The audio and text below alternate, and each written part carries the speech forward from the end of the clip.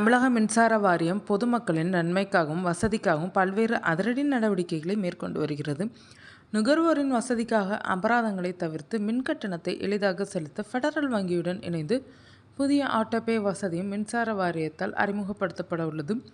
இது மட்டுமின்றி மின்தடை புகார்களை உடனுக்குடன் சரி செய்ய 24 மணி நேரமும் செயல்படும் புதிய கட்டுப்பாட்டு மைய உதவி எண்களையும் அமைச்சர் அறிவித்து மின்துறையை சீரமைக்க தீவிர நடவடிக்கை எடுத்து வருகிறார். கோடை காலங்களில் பொதுவாக மின்வெட்டு ஏற்படுவது வாடிக்கையான ஒன்றுதான். இருந்தாலும் தமிழ்நாட்டில் தவேக ஆட்சி அமைந்த போதே தகவல் தெரிவிக்காமல் மின்சாரம் துண்டிக்கப்படாது என அமைச்சர் ஆதவ் அர்ஜுனா வாக்குறுதி அளித்திருந்தார்.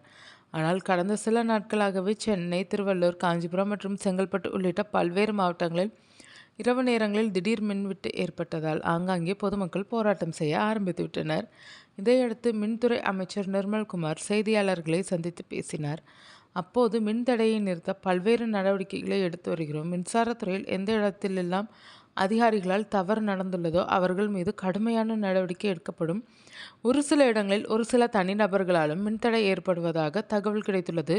வேகமாக வளர்ந்து கொண்டிருக்கும் நகர்ப்புறங்களில் மின்சார பயன்பாடு அதிகரித்துள்ளதால் மின் அழுத்தம் ஏற்பட்டு இந்த பிரச்சனை ஏற்பட்டுள்ளது.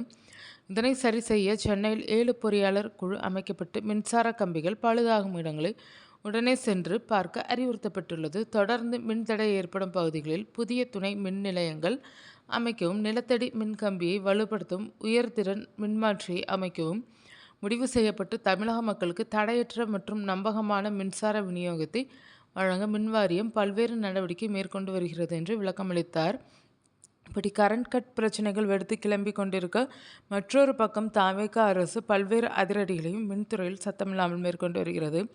குறிப்பாக தமிழகத்தில் மின்சார கட்டணத்தை தற்போது சுமார் 85% நுகர்வோர் ஆன்லைனில் செலுத்தி வரும் நிலையில் ஒரு நாள் தாமதமாக கட்டணம் செலுத்தினாலும் மின்சார இணைப்பு துண்டிக்கப்படுதல் மற்றும் அபராதம் போன்ற சிக்கல்கள் ஏற்படுவதால் இதற்கு முற்றுப்புள்ளி வைக்க மின்வாரியம் முடிவு செய்துள்ளது.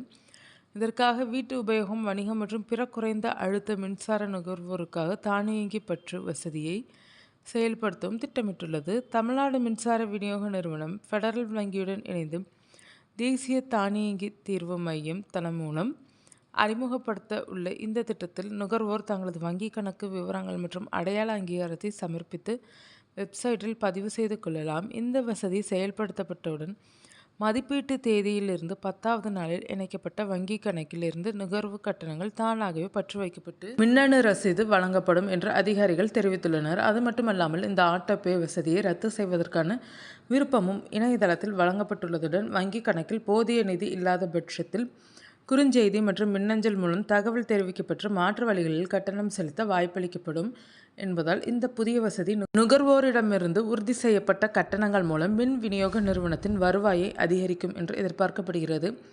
அதேபோல பொதுமக்கள் நன்மைக்காக மற்றொரு அறிவிப்பும் வெளியாகியுள்ளது. செய்தியாளர்களிடம் மீண்டும் அமைச்சர் நிர்மல்குமார், மின்சாரத்துறையில் 80% ஓட்டையை அடைத்துவிட்டோம், மீதம் இருப்பதையும் விரைவில் சரி செய்வோம்.